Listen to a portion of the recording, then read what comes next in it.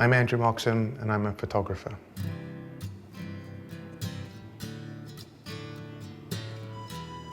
I photograph because it's an escape for me, and especially analog photography, because I live in a digital world, I work in a digital world.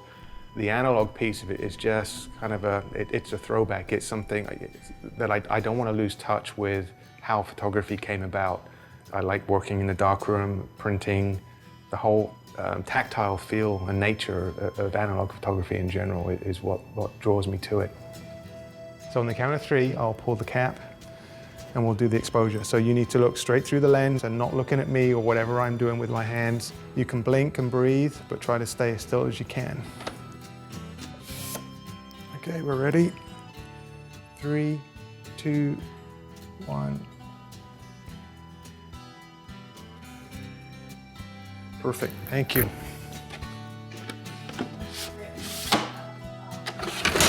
Let's go and see the plate as we develop it now.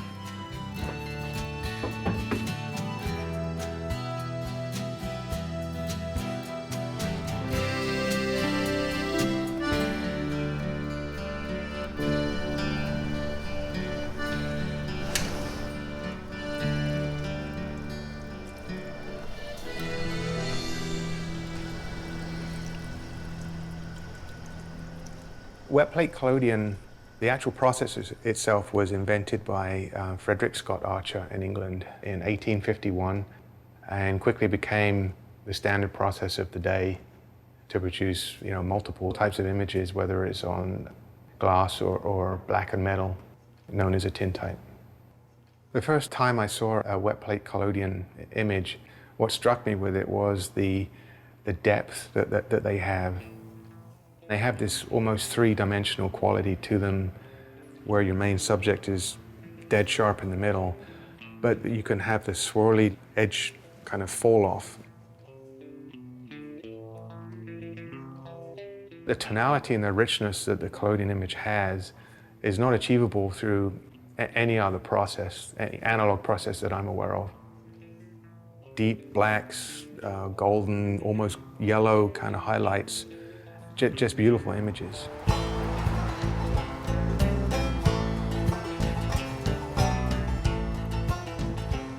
Most people, when they see tintypes or wet plate collodion images, think around the Civil War time frame. During that time with the war, there were a lot of itinerant photographers that were traveling around the country, and so they have their horse-drawn buggy and a team of people going out there. So it's quite the production. I have a mobile darkroom that I can tow behind my car, which has 30 gallons of water, safe lighting, and it's very portable. I just think it's a great opportunity to go and travel the state and kind of revitalize this 19th century process and just kind of look at the modern world through the 19th century process eyes, if you will.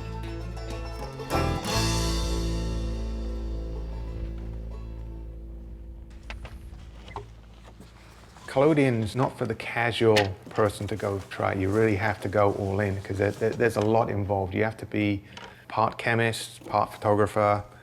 The chemistry being some of the more challenging aspects of the whole process, because you do have some chemicals that do have to have respect. My chosen substrate is to use trophy aluminum, which is basically what engraving companies use to make trophy plaques and things like that. Once you pull off the protective coating, I then pour my collodion, which is all handmade chemistry. The collodion itself is a mixture of ether, gun cotton, grain alcohol, and some halogens or metal halides like potassium iodide, cadmium bromide, ammonium iodide. And this rocking is supposed to stop the ridges. We might get a few because it's kind of windy here. Once you pour your plate and it's starting to tack off, you drop it into a 9% silver nitrate solution. The silver nitrate then has a chemical reaction at the molecular level. So there's an exchange of silver from the silver bath onto the plate, and you form silver bromide, and it becomes light sensitive at that point. Everything else has to be done in the dark now. So we go get Brit set up. I prefer to use the period lenses because they have a look that is not reproducible today. There's imperfections in there, there's bubbles. They're not perfect, and that's what is ideal for this process, because the process itself isn't perfect. And the landscape's not perfect. The image is certainly not perfect. There's going to have flaws or artifacts on it that if you were a film photographer or a digital photographer, you would either dodge and burn out, or you'd Photoshop out. The collodion don't do that. You just kind of embrace that as a feature of and the nature of the beast. But that's what I like about the collodion process, is there is a certain element of serendipity to it that you can't plan for, and you just have to wing it. Thank you.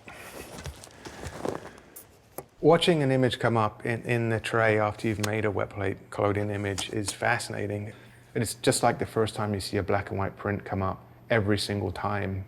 And what's also interesting is that I do positive image either on black glass or tin, and there's only one of those. You can do negatives if you want to and print them, but I like the idea of having that one unique item of that particular shot that you did, and it's finite. Notice it's a little bit blurred. Yeah. We might have to use a head brace if we were going to do that again.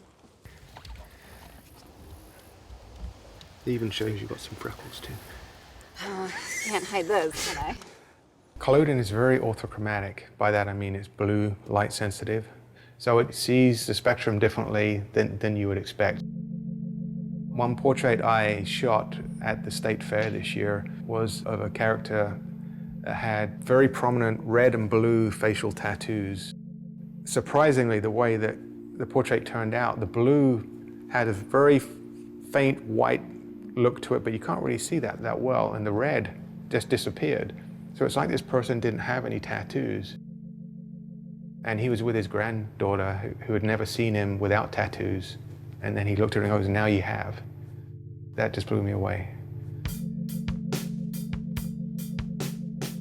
What I like about analog photography, whether it's film or wet plate collodion, is I don't believe the materials are ever going to go away.